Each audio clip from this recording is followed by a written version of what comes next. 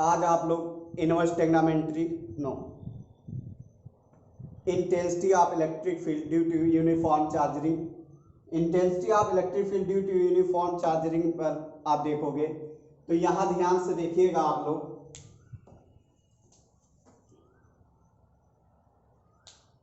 इधर देखिए सब लोग। Intensity of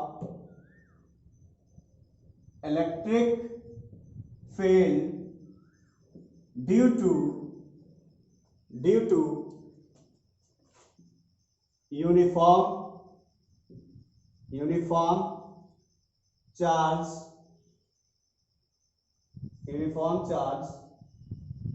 ring intensity of uniform charge ring intensity of electric field due to uniform charging का हिंदी होगा एक समान आवेशित बलय के कारण वैद्युत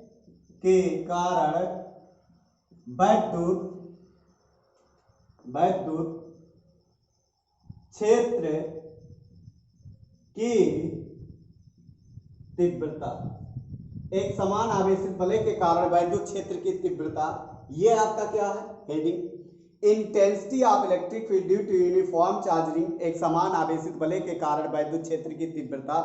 तो यहां ध्यान से देखिए, जब आप फिगर बना लीजिए, फिगर में सब कैलकुलेशन है, आप देखोगे तो यहां ध्यान से देखिएगा आप लोग। फिगर बेस्ट होना चाहिए, फिगर आप समझ लीजिए तो आपका पूरा काम हो गया। तो यहां ध्यान से देखिए, ये आपका रिंग है छल्ला।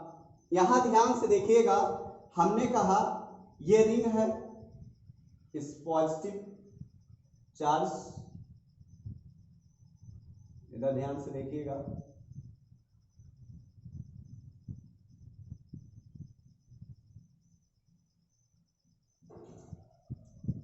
अब हमने कहा ये सेंटर है, बिंदु यहां P है, ये बिंदु क्या माने P। इन दोनों को मिला दीजिए। इसका रेडियस क्या है, हमने कहा इसका रेडियस क्या है R है। इसका डिस्टेंस क्या X। O से P तक की दूरी आपका क्या है, हमने कहा इस पर्टिकुलर को काटिए DQ पार्ट में, इस बिंदु हमने कहा A है। अब ध्यान से देखिए, यहां भी आप काट सकते हो, इसको मिला दीजिए, ये एक ही रिंग है। अब ध्यान से देखिएगा, ये DQ पार्ट है। जब ये DQ है तो इसके कारण इलेक्ट्रिक फील्ड भी DE होगा। हमने कहा प्लस के कारण इलेक्ट्रिक फील्ड क्या होगा, दूरी की तरफ होगा। प्लस के कारण क्या होगा, इलेक्ट्रिक फील्ड दूरी के कारण। तो यहां ध्यान से देखिएगा, अब हमने कहा प्लस के कारण इलेक्ट्रिक फील्ड क्या होगा, दूरी की तरफ। यहां ध्यान से देखिएगा, इधर देखिए, ये आपका हो गया।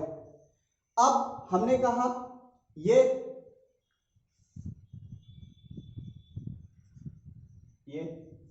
देखिए, ये DE है और ये आपका DE है। यहां ध्यान से देखिए, DE और DE। अब हमने कहा जब ये DE है, ये एंगल आपका क्या है थीटा है, ये एंगल आपका क्या है थीटा है। और हमने कहा यहां पर आपको वैल्यू निकालना, जब ये थीटा है तो ये भी थीटा, जब ये थीटा है तो ये भी थीटा। यहां ध्यान से देखिए, हमें डायरेक्शन पता करना है।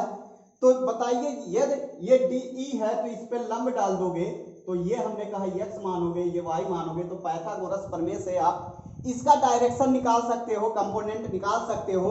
तो यहां ध्यान से देखिएगा आप लोग, कंपोनेंट कैसे निकालोगे आपको हमने पिछले कक्षा में सिखा चुका हूं।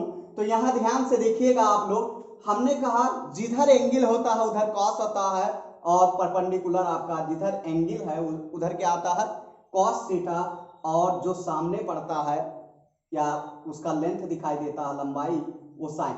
तो यहाँ सामने क्या है, यही सामने है, तो सामने आपका क्या आएगा कॉस थीटा आएगा। तो हमने कहा ये क्या डी है, तो जब ये डी है तो आपका क्या हो जाएगा डी कॉस थीटा और ये आपका क्या हो जाएगा डी साइन थीटा। तो यहां ध्यान से देखिएगा ये आपका क्या हो जाएगा डी कॉस थीटा और ये आपका हो जाएगा डी साइन थीटा। ध्यान से देखिए। अब ये आपका हमने कहा एक और कैसे पता करें कि सर कि एक्स एक्सिस में कहां पर एक्स एक्सिस में ऐड हो रहा कि वाई एक्सिस में ऐड हो रहा। तो इसलिए हमने कहा इसके कारण भी चेक कर लें और इसके कारण भी पॉइंट चेक कर लें तो आपको पता चल जाएगा कि कहां पर आपका इलेक्ट्रिक फील्ड जीरो हो रहा है डायरेक्शन का और कहां पर नहीं जीरो हो रहा। तो यहां ध्यान से देखिएगा आप लोग, हमने कहा इसके कारण क्या होगा, इसके कारण भी डी ध्यान से देखिए डी एक डायरेक्शन और आ गया डी कॉस थीटा, इसके कारण क्या होगा डी साइन थीटा होगा। बोलो दोनों के कारण हमने कहा ये दोनों एक दूसरे के विपरीत है तो क्या होगा कैंसिल आउट, हमने कहा कैंसिल आउट होगा। तो आपका इलेक्ट्रिक फील्ड किस पे निकालना है, एक्स एक्सिस पे निकल रहा है, इलेक्ट्रिक फील्ड किस पे निकल रहा है एक्स एक्सिस पर। तो यहां ध्यान से देखिएगा जब एक्स एक्सिस पर निकल रहा है इलेक्ट्रिक फील्ड तो आप क्या करोगे, हमने कहा एक्स एक्सिस पे आप इलेक्ट्रिक फील्ड निकाल लीजिए। यदि ये डिस्टेंस एक्स है ये आपका आर है तो पाइथागोरस प्रमेय से ये आपका 90 शो कर रहा कि नहीं, बोलो जब ये 90 शो कर रहा तो 90 जब शो करेगा तो अंडर रूट आप लिखोगे r square plus x square. तो इलेक्ट्रिक फील्ड किसके कारण निकल रहे हो, हर एक पॉइंट पर वही है। तो यहां ध्यान से देखिएगा हमने कहा इलेक्ट्रिक फील्ड आपको निकालना है तो पहला हमने कहा डी या ई इक्वल टू इंटीग्रेशन हर एक रिंग पर क्या है क्यू आवेश है। तो यहां ध्यान से देखिए ये पूरे रिंग पर आवेश क्या है क्यू, जीरो से लेके क्यू तक and D cos theta, D cos theta. तो यहां ध्यान से देखिएगा अब डी की वैल्यू आप D Q 1/4 pi epsilon naught D Q, क्योंकि चार्ज क्या डी क्यू और बाई ये आपका लेंथ क्या है देखिए यहां भी वही लेंथ आएगा। तो आप लिखोगे under root r square plus x square का whole square into cos theta. अब ध्यान से देखिए इंटीग्रेशन का मतलब होता है जो कांस्टेंट होता है वो बाहर निकाल लेते हैं, जो कांस्टेंट होता है उसे क्या करते हैं बाहर निकाल लेते हैं। तो इसमें आपका कांस्टेंट ये है ये है ये है, तो कांस्टेंट को आप बाहर निकाल लीजिए तो आप लिखोगे 1/4 pi epsilon not and cos theta upon r square plus x square. ध्यान से देखिएगा r square into x square integration zero से लेके क्यू तक इंटू डी क्यू। हमने कहा ये किसका वैल्यू आया, तो यहां से ध्यान से देखिएगा आपको हम कॉस थीटा त्रिभुज ओ पी ए में त्रिभुज ओ ए पी में कॉस थीटा की वैल्यू निकाल लो। तो कॉस थीटा बराबर होता है आधार बटे कर्ण, आधार आपका क्या है एक्स और कर्ण क्या है आपका r square plus x square. तो कॉस थीटा की वैल्यू क्या करिए इसमें पुट करिए। तो यहां ध्यान से देखिएगा कॉस थीटा की वैल्यू कितना निकालो, यहां ध्यान से देखिएगा कॉस थीटा की वैल्यू आप निकाल चुके हो तो 1/4 pi epsilon naught cos theta की वैल्यू रख दीजिए। यहां ध्यान से देखिएगा x upon under root r square plus x square ये पहले से था और इसे हाफ लिख दीजिए, ये कॉस थीटा की वैल्यू रखे हो और ये आपका पहले से था 1/x स्क्वायर प्लस ए स्क्वायर। करणी का मतलब होता है हाफ, तो हमने कहा बेस समान है तो घाते क्या होगा ऐड हो जाएगा।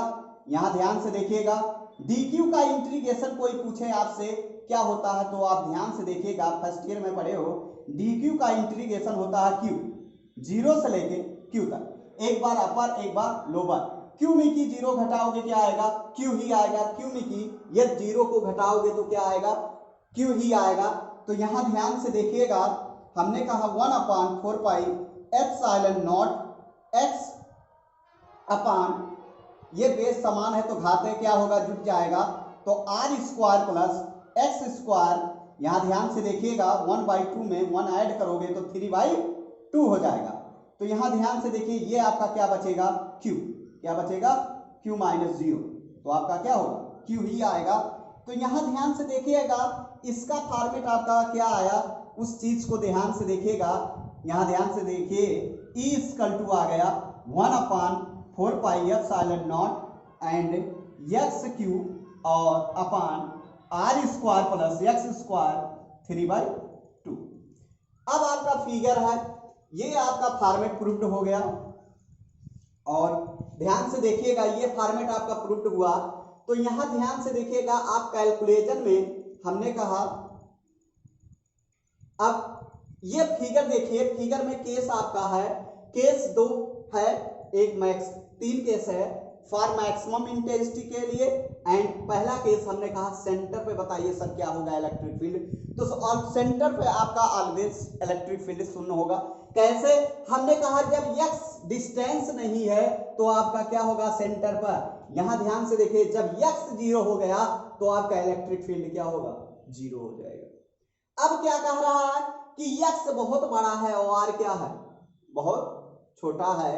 तो यहां ध्यान से देखिए, जब x बहुत बड़ा हो गया और r आपका बहुत छोटा हो गया, तो r को क्या मानोगे, शून्य, तो यहाँ r की वैल्यू शून्य मानोगे तो इंटेंसिटी ऑफ इलेक्ट्रिक फील्ड निकल जाएगा। तो आप केस को आप ध्यान से देखिए, फिगर को हम मिटा रहे हैं, या तो फिगर आप रहने दीजिए, फिगर को ऐसे रहने दीजिए, सिर्फ आप प्रोसेस जो सॉल्व किए हो उसको मिटा दीजिए। हमने कहा इस चीज को आप समझ गए होंगे। तो ध्यान से देखिएगा आप लोग, इधर देखिए, केस फर्स्ट हमने कहा at centre, at centre, centre पे electric field, at centre of electric field.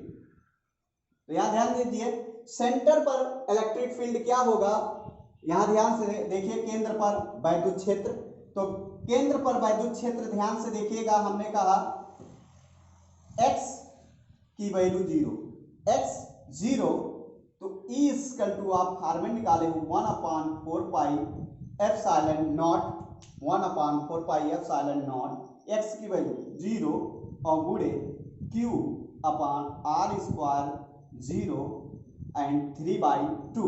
तो आपका इलेक्ट्रिक फील्ड क्या आ गया, 0। सेंटर पे क्या आ गया, इलेक्ट्रिक फील्ड 0।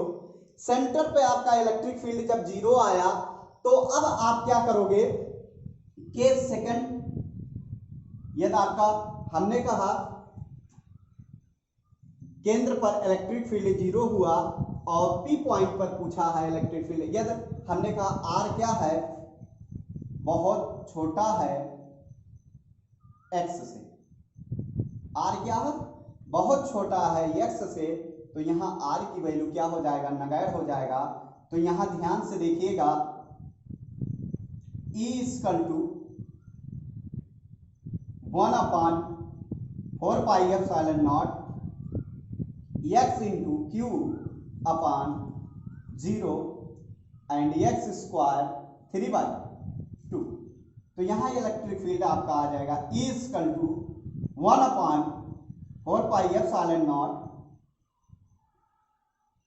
2 से 2 कैंसिल हो जाएगा, 3 बचेगा, q into x upon x cube, एक x कट जाएगा, तो आपका electric field E equal to 1/4 pi epsilon nought q by x square आ गया। हमने आपसे पहले बताया था कि intensity of electric field due two point charge, intensity of electric field due two point charge, बिंदु आवेश के कारण वैद्युत क्षेत्र की तीव्रता आपको पढ़ाए हैं। जैसे आपको इंटेंसिटी ऑफ इलेक्ट्रिक फील्ड पढ़ाए थे, तुरंत आपको हमने एक फॉर्मेट प्रूव्ड किया था कूलॉम के नियमानुसार कि intensity of electric field due two point charge, तो ये आपका किसके कारण पॉइंट आया, बिंदु आवेश के कारण वैद्युत क्षेत्र की तीव्रता आया, बिंदु आवेश के कारण वैद्युत क्षेत्र की तीव्रता आया। तो ये एट सेंटर पर इलेक्ट्रिक फील्ड एंड बिंदु आवेश के कारण वैद्युत क्षेत्र की तीव्रता, तो बिंदु आवेश के कारण वैद्युत क्षेत्र की तीव्रता क्या है ये। तो अब आपका केस क्या है, for maximum intensity of electric field, क्या बोलोगे, for maximum intensity of electric field, अधिकतम वैद्युत क्षेत्र की तीव्रता। तो यहां ध्यान से देखिए, for maximum intensity of electric field. तो अगला आपका केस है for maximum intensity of electric field. Math वाले लड़के तुरंत समझेंगे इस चीज को, डिफरेंशिएशन आप फर्स्ट ईयर में पढ़ चुके हो। तो यहां ध्यान से देखिएगा, आपका डिफरेंशिएशन ही है, यहां ध्यान से देखिए आप लोग।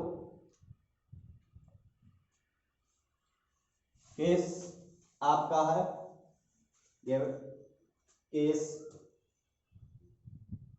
थर्ड, यहां ध्यान से देखिए, for maximum intensity of electric field, for maximum intensity of electric field, बिंदु, यहां ध्यान से देखिएगा, अधिकतम वैद्युत क्षेत्र की तीव्रता, अधिकतम वैद्युत क्षेत्र की तीव्रता के लिए, यहां ध्यान से देखिए, अधिकतम वैद्युत क्षेत्र की तीव्रता के लिए फॉर्मेट क्या आएगा। तो यहां ध्यान से देखिए, अधिकतम वैद्युत क्षेत्र की तीव्रता के लिए अब आप क्या करोगे, इसको एक्स एक्सिस, आप एक फॉर्मेट आपको पढ़ाया गया होगा, यहां ध्यान से देखिएगा, डी बाई डी एक्स हर अंश और बटे हर, अवकलन में पढ़े हो। तो यहां ध्यान से देखिए, हर डी बाई डी एक्स अंश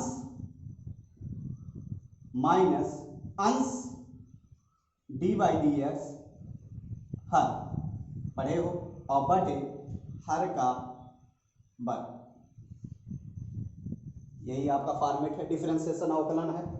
तो इसी फॉर्मेट पे आपको इसको रखना पड़ेगा। अब क्या निकाले थे फॉर्मेट, ध्यान से देखिएगा आप लोग, फॉर्मेट क्या निकाले हो, E equal to 1/4 pi epsilon not x into q and x square, यहां ध्यान से देखिए, अभी पढ़े हो, x square and r square 3/2, यही निकाले फॉर्मेट। तो differentiation with respect to x, x के सापेक्ष अवकलन करने पर, हिंदी क्या होगा, एक्स के सापेक्ष अवकलन करने पर। तो यहां ध्यान से देखिए, हमने कहा x के सापेक्ष अवकलन करोगे, तो ध्यान से देखिए, ये आपका अंश हो गया, ये आपका हर हो गया, देखिए दोनों में x है, ऊपर और नीचे। तो इसके माने यही फॉर्मेट आपको क्या करना पड़ेगा, यूज करना पड़ेगा। अवकलन सब लोग पढ़ चुके हो, एक फॉर्मेट आपका हमने बताया था कि d बाई डी एक्स पे पावर n बराबर होता है, यानी x पे पावर n माइनस 1, इसी फॉर्मेट पे आपको लगाना। तो यहां ध्यान से देखिएगा, ये यूज करोगे, तो यहां ध्यान से देखिए, d by d x into E बराबर लिखोगे 1/4 पाई एप्सिलॉन नॉट को क्या मान लो, k, या ऐसे रहने दे, 1/4 pi epsilon naught d by d x 1/4 pi epsilon not x into q x square plus r square and 3/2 होगा। अब कांस्टेंट ये है, चूंकि करके आप कह सकते हो, हमने कहा 1/4 पाई एप्सिलॉन नॉट को k मान, जिससे आपको आसान पड़े, तो k मान लिए, k इंटू क्यू बाहर करिए, d बाई डी एक्स आपको अब लिखोगे, ध्यान से देखिए, स्टेप बाय स्टेप आपको हम बता रहे हैं। अब आप कहोगे d by d x into x, रोक लिए, x square plus r square 3/2 होगा। अब ध्यान से देखिएगा, d e upon d x. अब देखिए इधर देखो, हमने कहा के इंटू क्यू है। अब ये आपका हर हुआ, ये आपका अंश हुआ। हर कौन है? K into q, x square plus r square 3/2 d by d x minus, अब देखिए ये हर अंश का अवकलन, अंश डी बाई डी एक्स हर r square plus x square 3/2 और बटे x square plus r square 3/2 का वर्ग। तो ये आपका कैंसिल आउट हुआ। देखिए ये आपका क्या होगा? कैंसिल आउट हो जाएगा। ये आपका रिजल्ट आया, अभी रिजल्ट नहीं आया है। तो अब ध्यान से देखिएगा आप लोग, आगे प्रक्रिया D e upon d x. तो मैक्सिमम के लिए आपका क्या होगा? D e upon d x की वैल्यू 0 रखिए। D e upon d x की वैल्यू क्या होगा? 0 होगा। अब ध्यान से देखिएगा, हमने कहा के क्यू क्या है? सब कांस्टेंट है, बाहर लोगे। के क्यू क्या है? कांस्टेंट है, बाहर लीजिए। अब D e upon d x की वैल्यू क्या हो गया? 0। और D e upon d x की वैल्यू क्या है? यहाँ ध्यान से देखिए, इसका वैल्यू, इसका अवकलन 1 हो गया। देखो d x upon d x cancel हो गया, ये बचा। तो आप k q x square plus r square x square r square 3/2 लिखोगे। ये 1 हो गया, एक्स माइनस एक्स ये हुआ। अब ध्यान से देखिए, इसका अवकलन पहले किसका अवकलन करोगे? घात का। यहाँ देखिए पहले किसका अवकलन किया है? घात का। तो पहले किसका अवकलन करोगे? घात का। तो यहाँ पहले क्या आएगा? 3/2 x square plus r square करोगे, x square plus r square.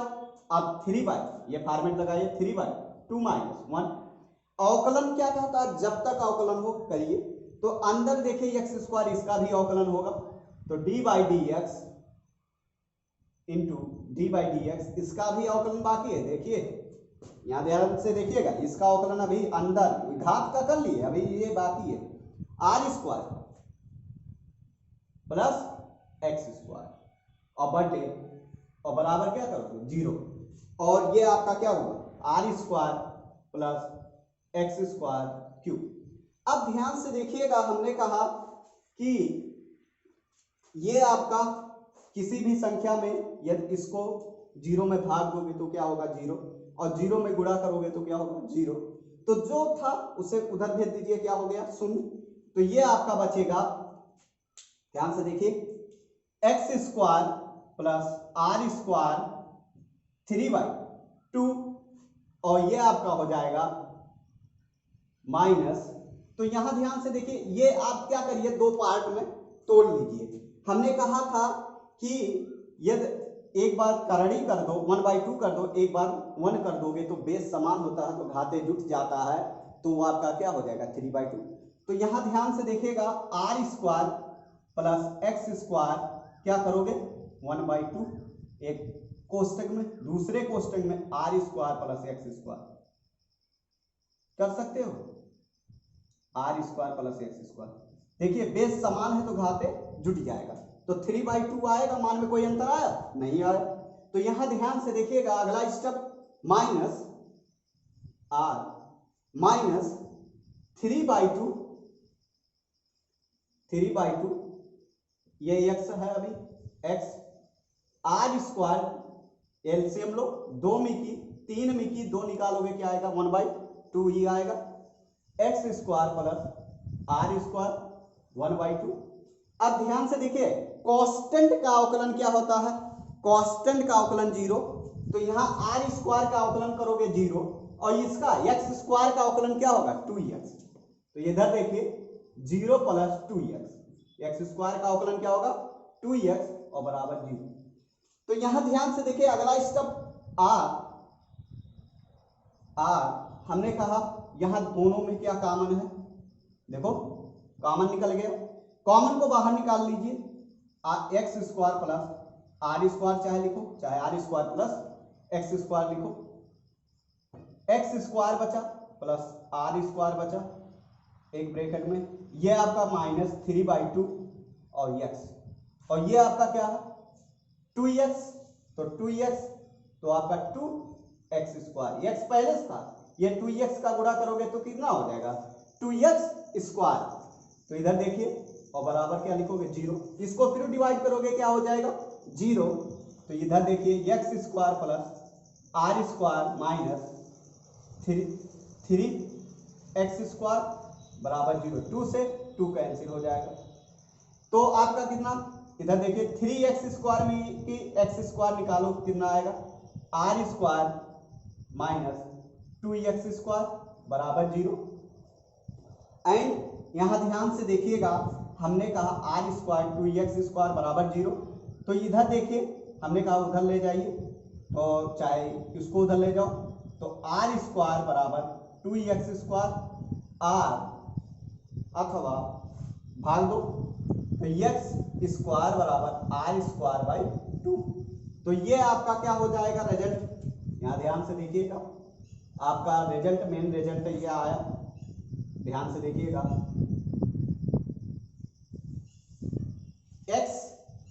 x बराबर आपका क्या आ गया प्लस माइनस r/√2, यही आपका रिजल्ट आया।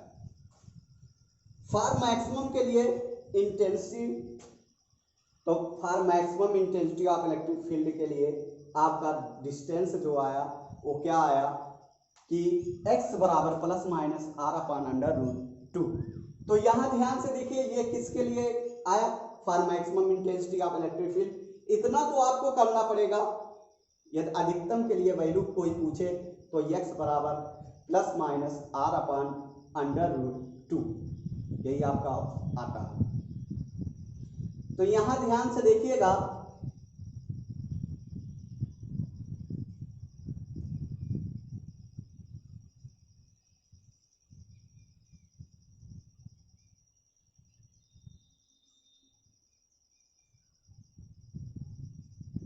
इसका ग्राफ कैसे प्लॉट करोगे, ग्राफ भी देख लीजिए, यहां ध्यान से देखिए, आप इसको हम मिटा रहे हैं, ग्राफ देख लीजिए,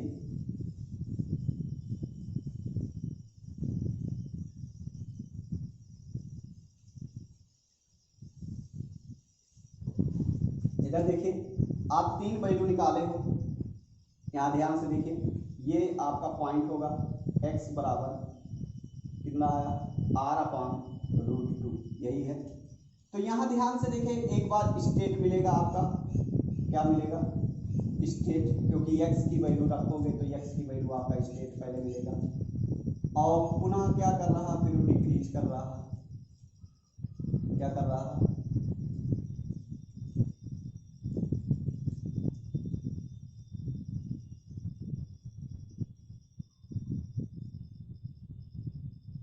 ग्राफ आप बाद में देखिएगा, प्लॉट करना पड़ेगा, तो यहां तक आप पढ़िएगा और वीडियो को शेयर करते रहिएगा, और नहीं तो बड़ा वीडियो हो जाएगा, इसलिए यहाँ तक आपका ग्राफ प्लॉट करके बताएंगे तो और बेस्ट समझ में आएगा कि कैसे ग्राफ हुआ। तो यहाँ ध्यान से देखिए फॉर मैक्सिमम इंटेंसिटी, अब intensity of electric field due to uniform charge ring पर कोई केस नहीं है, सिर्फ ग्राफ है। अगला केस आपका क्या, अगला पॉइंट क्या है कि बताइए सर सेमी सर्कुलर रिंग क्या होगा, intensity of electric field due to semi circular, intensity of electric field due to, आगे जब पढ़ाएंगे तो intensity of electric field due to semi circular ring, ये आपका AIEEE 2014 में पूछा गया है, intensity of electric field due to semi circular ring, ये आपका पूछा गया है, जो आपका अच्छा कैलकुलेशन होता है वही जेईई में पूछता है और वही IIT में पूछता है, छोटी छोटी चीजें पूछता है।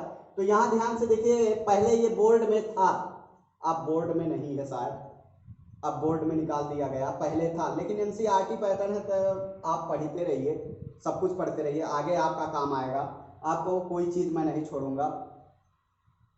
तो यहाँ ध्यान से देखिएगा, आप लोग पढ़िए, मेहनत करिए और सब्सक्राइब भी करते रहिए और लाइक भी करते रहिए।